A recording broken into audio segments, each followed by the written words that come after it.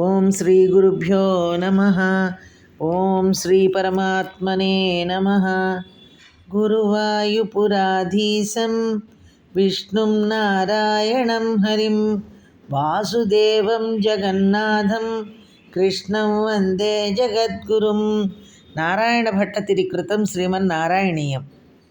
సాంద్రానందావబోధాత్మకం అనుపమితం కాలదేశావధీభ్యాం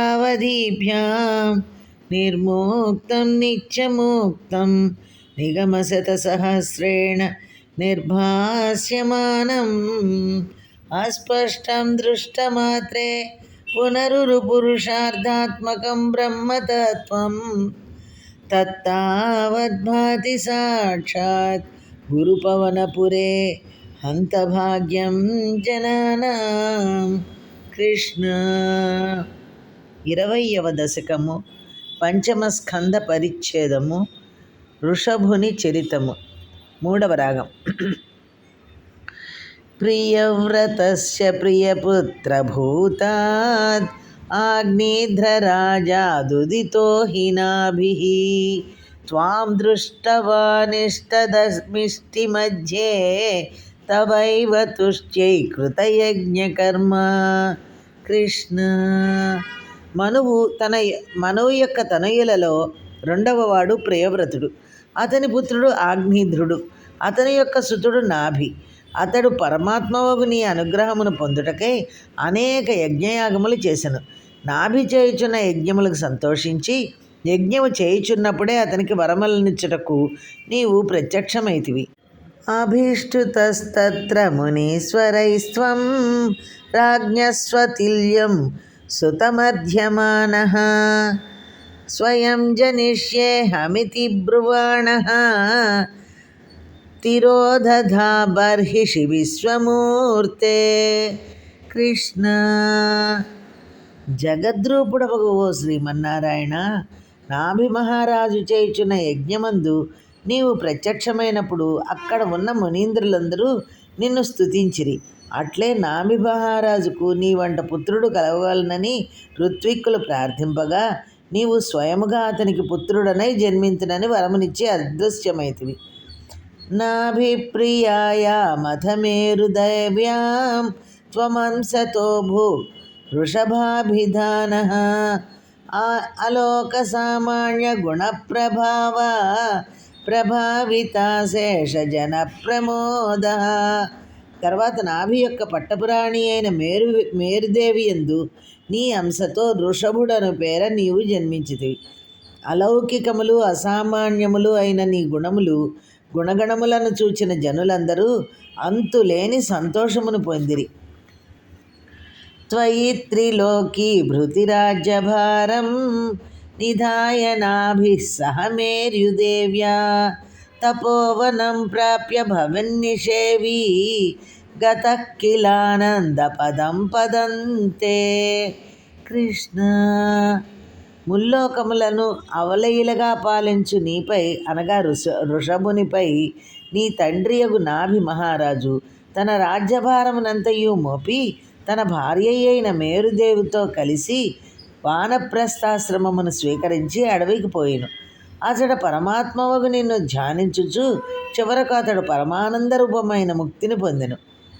ఇంద్రస్త్వదుత్కర్ష కృతాబ్దమర్షాత్ వవర్షనాస్మిన్న జనాభవర్షే యదా తదా త్వం నిజయోగశక్త్యా స్వవర్షమేనద్యదదా సువర్షం. కృష్ణ. నీ గొప్పతనమును విని సహింపలేని ఇంద్రుడు అసూయపడి అజనాభ వర్షమును నామాంతరమున్న ఈ భారతదేశమున వానలను కురిపించలేదు. అందువలన ఋషభుడను పేరు గల నీవు నీ యొక్క యోగశక్తితే ఈ అజనాభ వర్షమున అనగా భారతదేశమున మంచి మంచి వానలు పడునట్లు చేసితివి.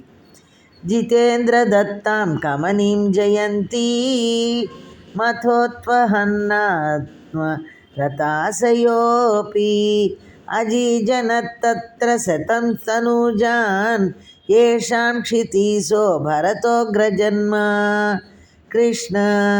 స్వామి, వృషభుడు యోగ సాధన వలన ఆత్మానందమున మునిగి ఉన్నప్పటికీ ఇంద్రుడిచ్చిన జయంతి అను అందమైన కన్యను వివాహము చేసుకొనెను. ఆమె యందు వృషభ చక్రవర్తికి 100 మంది పుత్రులు కలిగిరి. వారిలో భరత చక్రవర్తి అందరికంటను పెద్దవాడు. నవాభవన్ యోగివరా నవాణ్యే త్వపాలయన్ భారతవర్షఖండాన్ సైకాత్వసీతిస్తవ పుత్రాత్ తపోబలాత్ భూసురభూమి భూయమీయు. కృష్ణ.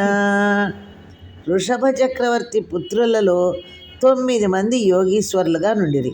భరతుడు కాక ఇంకనూ 9 భరతవర్షమందలి ఆయా ఖండములను పరిపాలించిరి.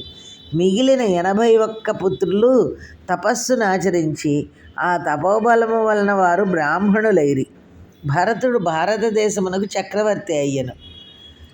ఉక్యాసుతేభ్యోధ మునీంద్ర మధ్యే విరక్తి భక్త్యన్విత ముక్తి మార్గం స్వయంగత పారమహంస్యవృత్తిం అధా జడోన్మత్త పిశాచర్యాం.